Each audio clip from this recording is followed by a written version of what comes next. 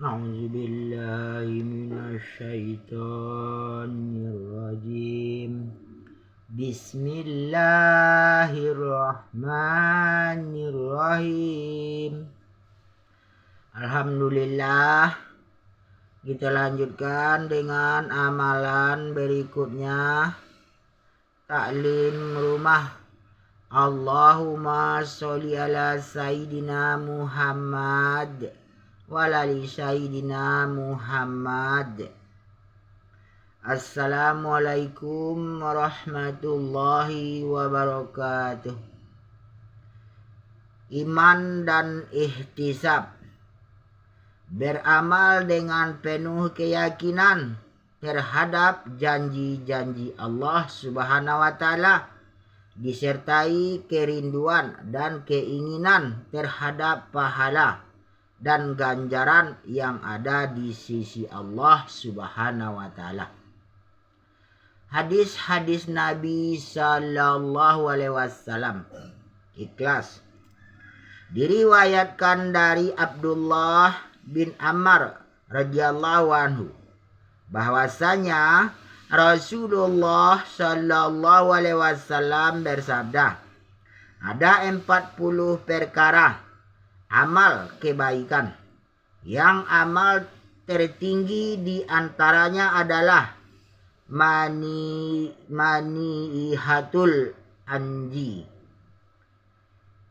atau meminjamkan kambing pada seseorang agar ia mendapat manfaat dari susunya, lalu kambing itu dikembalikan pada pemiliknya. Tiada seseorang yang mengamalkan salah satu dari 40 amal itu dengan mengharap pahalanya dari Allah dan membenarkan janji Rasulullah Sallallahu Alaihi Wasallam tentang amal itu, kecuali pastilah Allah akan memasukkannya ke dalam jannah. Hadis riwayat Bukhari, bab keutamaan meminjamkan kambing. Hadis nomor 2631. Rasulullah Sallallahu Alaihi Wasallam tidak memberikan secara terperinci ke-40 amalan kebaikan ini, walaupun diyakini bahwa sesungguhnya beliau mengetahui satu persatu ke-40 amal itu. Tidak disebutkannya 40 amal kebaikan itu di sini karena dikhawatirkan kita merasa cukup dengannya sehingga mengabaikan amalan-amalan kebaikan lainnya. Fathul Bari. Diulangi. Diriwayatkan dari Abdullah bin Ammar radhiyallahu anhu bahwa Rasulullah Sallallahu Alaihi Wasallam bersabda, ada 40 perkara amal kebaikan yang amal tertinggi di antaranya adalah maniyatul anzi, atau meminjamkan kambing pada seseorang agar ia mendapat manfaat dari susunya, lalu kambing itu dikembalikan pada pemiliknya. Tiada seseorang yang mengamalkan salah satu dari 40 amal itu dengan mengharap pahalanya dari Allah dan membenarkan janji Rasulullah Sallallahu Alaihi Wasallam tentang amal itu, kecuali pastilah Allah akan memasukkannya ke dalam jannah. Hadis riwayat Bukhari, bab keutamaan meminjamkan kambing. Hadis nomor 2631.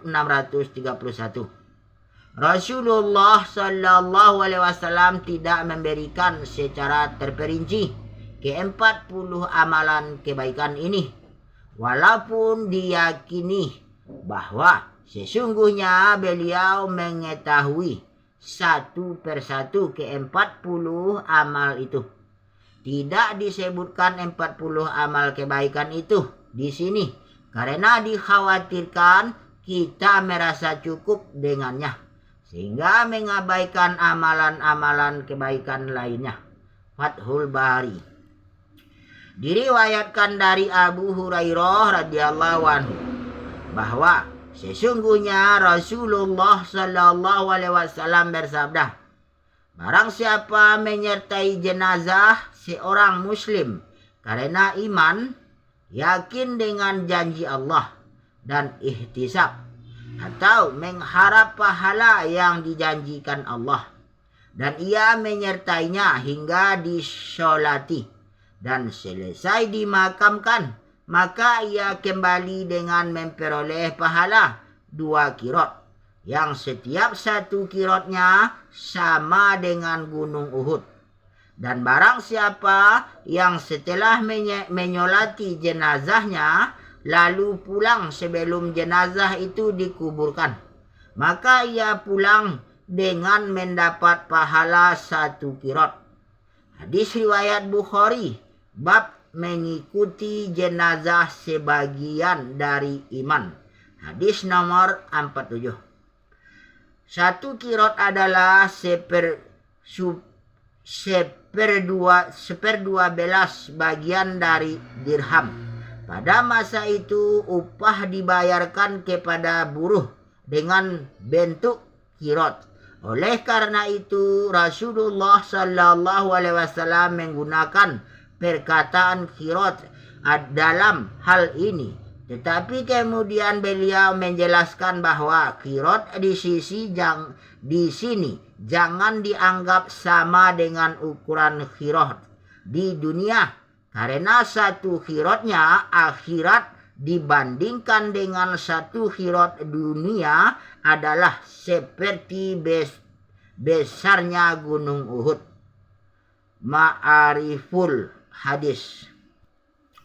Diriwayatkan dari Abu Darda radhiyallahu anhu bahwa ia mendengar Rasulullah sallallahu alaihi wasallam bersabda, sesungguhnya Allah subhanahu wa ta'ala berfirman kepada Nabi Isa alaihissalam, hai Isa, aku akan mengutus suatu umat sesudahmu yang jika mereka diberi sesuatu nikmat yang mereka sukai, maka memuji Allah atau bersyukur kepada Allah.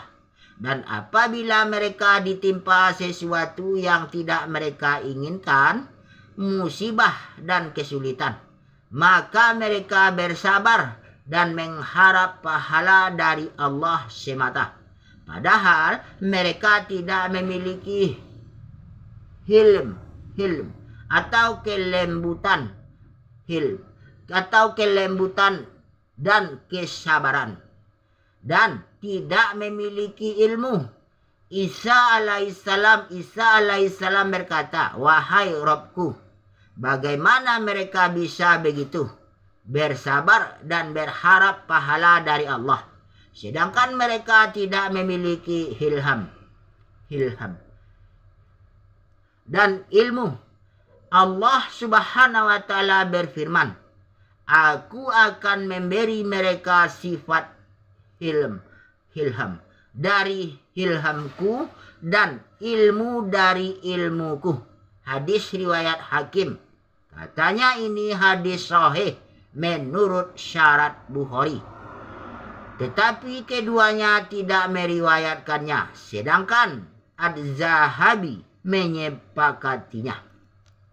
Diriwayatkan dari Abu Umamah radhiyallahu anhu bahwa Nabi sallallahu alaihi wasallam bersabda dalam hadis qudsi, Allah subhanahu wa ta'ala berfirman, hai anak Adam, jika engkau bersabar dan ihtisab, yakin akan janjiku dan mengharap pahala dariku pada pukulan pertama ketika mendapat musibah pada kali pertama, maka aku tidak ridho memberikan pahala apapun untukmu kecuali jannah.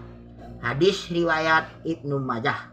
Bab tentang bersabar atas musibah Hadis nomor 1597. Diriwayatkan dari Abu Mas'ud radhiyallahu anhu bahwa Nabi sallallahu alaihi wasallam bersabda, apabila seseorang menafkahi keluarganya dengan meyakini janji Allah dan mengharapkan pahalanya dari Allah, maka ia mendapat pahala sedekah. Hadis riwayat Bukhari. Bab setiap amal itu disertai dengan niat dan ihtisab. Hadis nomor 55. Diriwayatkan dari Sa'ad bin Abi Waqqas radhiyallahu anhu bahwa Rasulullah sallallahu alaihi wasallam bersabda, sesungguhnya tidaklah kamu menafkahi keluargamu satu nafkah yang dengannya kamu mengharap keridhaan Allah, kecuali pastilah kamu diberi pahala atasnya. Bahkan satu suap yang kamu suapkan ke dalam mulut istrimu, itu pun ada pahalanya. Hadis riwayat Bukhari. Bab setiap amal itu disertai dengan niat dan ihtisab. Hadis nomor 56. Diriwayatkan dari Usamah radhiyallahu anhu. Ia menceritakan ketika aku bersama Nabi sallallahu alaihi wasallam, tiba-tiba datang utusan dari salah seorang puteri beliau. Ketika itu bersama beliau juga ada Sa'ad, Ubay bin Ka'ab dan Mu'az radhiyallahu anhu. Utusan itu memberitahu bahwa putera dari salah seorang puteri beliau sedang dalam keadaan sakaratul maut. Mendengar berita ini, Rasulullah sallallahu alaihi wasallam mengirimkan pesan kepada putrinya itu sebagai berikut. Hanya milik Allah apa yang dia ambil, dan hanya milik Allah apa yang dia beri. Semuanya berjalan dengan ajal. Ketepatan Allah.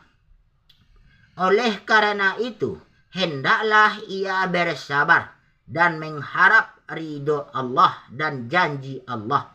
Hadis riwayat Bukhari. Bab dan adalah utusan Allah mengikuti kadar yang telah ditentukan. Hadis nomor 6602. Diriwayatkan dari Abu Hurairah radhiyallahu anhu bahwa Rasulullah sallallahu alaihi wasallam bersabda kepada wanita-wanita Ansor, tidaklah salah seorang dari kalian yang kematian 3 anaknya, lalu ia mengharap ridho dan janji pahala dari Allah, kecuali pastilah ia masuk ke dalam jannah. Salah seorang dari mereka bertanya, ya Rasulullah, bagaimana jika hanya 2 anak? Beliau menjawab, walaupun 2 anak, pahalanya sama. Hadis riwayat Muslim. Bab keutamaan orang yang kematian anaknya lalu ia ihtisab. Hadis nomor 6698. Diriwayatkan dari Abdullah bin Ammar bin Ashari radhiyallahu anhu bahwa Rasulullah sallallahu alaihi wasallam bersabda, sesungguhnya hamba Allah yang mukmin apabila kekasihnya yang paling ia cintai diambil oleh Allah, lalu ia bersabar dan mengharap ridho Allah dan pahala darinya, serta ia mengucapkan apa yang diperintahkan Allah padanya, yaitu ucapan inna lillahi wa inna ilaihi raji'un, maka sungguh Allah tidak akan ridho membalasnya dengan pahala apapun kecuali jannah. Hadis riwayat Nasai. Bab pahala orang yang sabar dan ihtisab. Diriwayatkan dari Abdullah bin Ammar radhiyallahu anhu bahwa ia berkata kepada Nabi sallallahu alaihi wasallam, wahai Rasulullah, beritahukan padaku tentang jihad dan perang. Rasulullah Shallallahu Alaihi Wasallam bersabda, wahai Abdullah bin Ammar, jika engkau berperang dengan penuh kesabaran dan ihtisab, mengharap ridho Allah dan janjinya, maka Allah akan membangkitkan kamu sebagai seorang penyabar dan muhtasib. Orang yang mengharap ridho Allah dan janjinya. Tetapi jika engkau berperang karena ria, ingin dilihat dan dipuji orang, juga untuk memperbanyak harta, mencari ghanimah, maka Allah akan membangkitkan kamu sebagai orang yang ria dan pencari harta, ghanimah.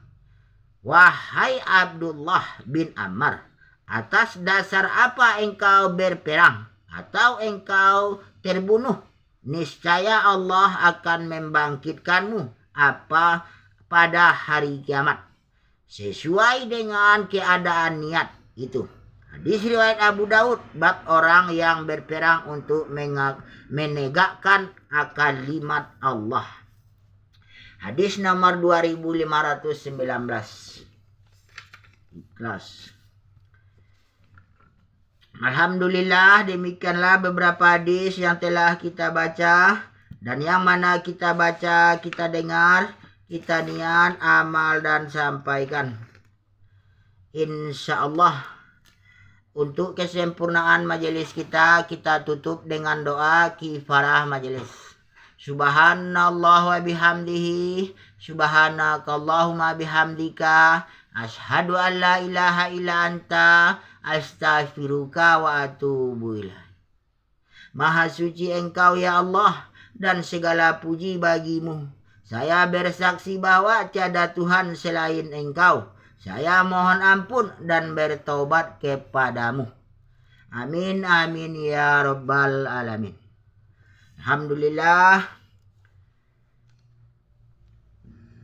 Alhamdulillahirabbil alamin.